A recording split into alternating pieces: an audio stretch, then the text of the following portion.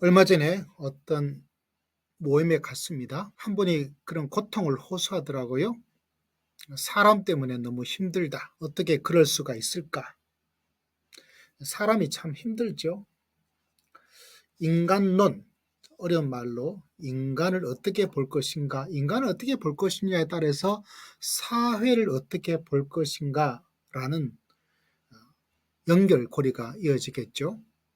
여러분은 사회에 대해서 어떻게 보고 있습니까? 사람에 대해서 어떤 관점을 가지고 있습니까?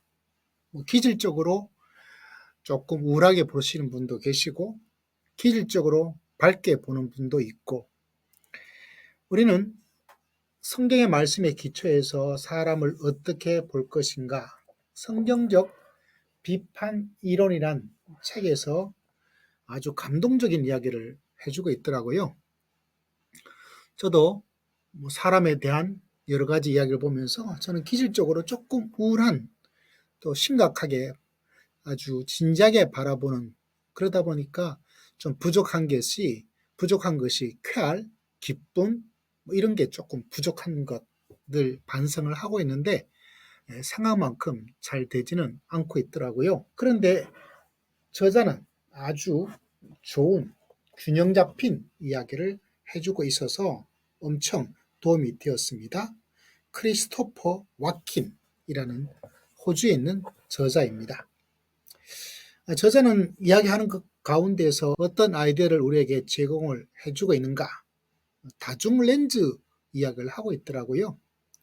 성경 위에 다른 쪽에서는 단일 렌즈이다. 단일 렌즈는 한 가지, 특히 한 가지 관점에서, 특히 현재라는 관점을 기준점으로 과거와 현재를 판단한다. 그래서 현재가 좋으면 모든 걸 다 이루고 있다라는 한쪽으로 편향적으로, 현재가 비관적이면 또 미래도 불안한 미래를 암울하게 바라보는 그런 단일 렌즈 인간론을 이야기를 하고 있더라고요. 물론 제가 볼 때는 이게 동의를 좀 하긴 어려워요. 왜냐하면 그렇게 한 가지만 가지고 사회와 그리고 인간을 보는 그런 게 있을까? 제 개인적 생각에는. 그러나 그런 한쪽으로 바라보는 경향이 아주 강하다. 아주 편향적으로 한 가지만을 말할 수 있는 그런 주장을 하고 있는 사람들, 그냥 경향을 가지고 있는 흐름들은 있다. 그것까지는 동의하겠는데 한 가지만 가지고 글쎄요. 그러면 단일 렌즈 인간론 대신에 다중 렌즈 인간론은 성경에서 나타나고 있는 세계관 중에 하나가 있죠. 제일 심플하고 또 호소력 있는 창조, 타락, 구속, 이걸 가지고 있습니다. 이 다중 렌즈에서 사람은 타락했다. 그리고 구속으로 가고 있다. 이런 이야기를 하고 있죠. 제가 참 감동되었던 것은 이런 다중 렌즈 성경적 인간론은 두 가지 함정에 쉽게 빠질 수가 있는, 단일 렌즈 인간론이 쉽게 빠질 수 있는 인간론에서 벗어날 수 있다. 이거에 굉장히 동의하고 그렇구나, 박수를 치지 않을 수가 없었어요. 유토피아주의라고, 유토피아, 이 세상에 지상천국을 건설할 수 있겠다라고 하는 인간에 대한 아주 긍정적인, 초긍정적인, 초인적인 어떤 희망적인, 희망 가득 찬 그런 부분들이 있지요. 이건 아주 참 필요하기도 하지 않습니까? 그런데 이게 너무 강하게 될 때 어떤 일이 일어나는가? 지상 낙원을 도래시킬 수 있다는 이 바람직한 목표를 성취하기 위해서 어떤 수단도, 폭력, 사람의 목숨까지 폭력적으로 바라보는 유혈 사태도 용인될 수 있다. 용인해야 한다. 뒤집어 버려야 한다. 라는 엄청난 정치적 유혹을 가지게 된다는 사실입니다. 방해되는 것들은 다 없애버려야 돼. 상대방을 악마화할 수 있는, 좀 심하게 말하면 극우적인 어떤 모습까지 가게 된다는 거죠. 이게 사람에 대한 희망이 아주 극도면 이런 극단적인 상황까지 몰아갈 수 있다는 겁니다. 그와 반대로 굉장히 냉소적으로 비관적으로 볼 수가 있어요. 왜냐하면 사람이 다 악하다, 부패했다, 정치인들은 다 사기꾼이다, 세상을 더 나은 곳으로 만들려는 모든 노력은 어차피 다 해봤자 실패할 수밖에 없다, 의미가 없다, 이런 냉소적인, 이것도 하나의 큰 정치적 유혹 가운데 하나이죠. 이 다니엘 렌즈로 보면 이런 두 가지 극단의 모습으로 빠질 수밖에 없다는 겁니다. 그런데 다중 렌즈로 인간을 바라보고 있다면 사람은 타락해서 또 타락한 사람이라 할지라도 구속을 할 수 있는 희망, 절망과 희망이 완전히 기름과 물처럼 분리시키는 것, 그거 아니고 이게 혼합되어 있다, 비빔밥처럼 비벼져 있다라고 보는 거죠. 그래서 이런 양극단을 피한다. 성경은 낙관주의와 비관주의의 허구성을 거부하고 있다라고 이야기를 합니다.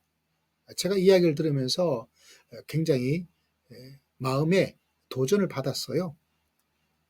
너무 비관적으로 보는 것, 비관이 있지만 비관이 아니고, 너무 희망적으로 보는 낙관이 있지만 낙관이 아닌 것, 이 두 가지가 비빔밥처럼 혼재되어 있다, 섞여져 있다는 것을 이야기를 해주고 있어요. 얼마 전에 잠언서를 새벽 예배 말씀을 전하고 있는데 즐거움 끝에도 슬픔이 있다는 이야기. 다시 말하자면 두 가지가 한쪽으로만 바라보면서 비관적으로 말하든지 희망적으로 유토피아 건설하기 위해서 이렇게 해야 되는지, 사람은 그 두 가지를 함께 가질 수가 없습니다. 그래서 사람에게 희망을 두지만 지나친 희망을 두지 말고 사람을 비관적으로 보면서 그렇지 어쩔 수가 없다라고 하면서 포기하고 냉소적으로 보지 말고 희망적인 요소가 같이 있다. 저자는 이런 말이 참 감동적으로 도전적으로 다가왔어요.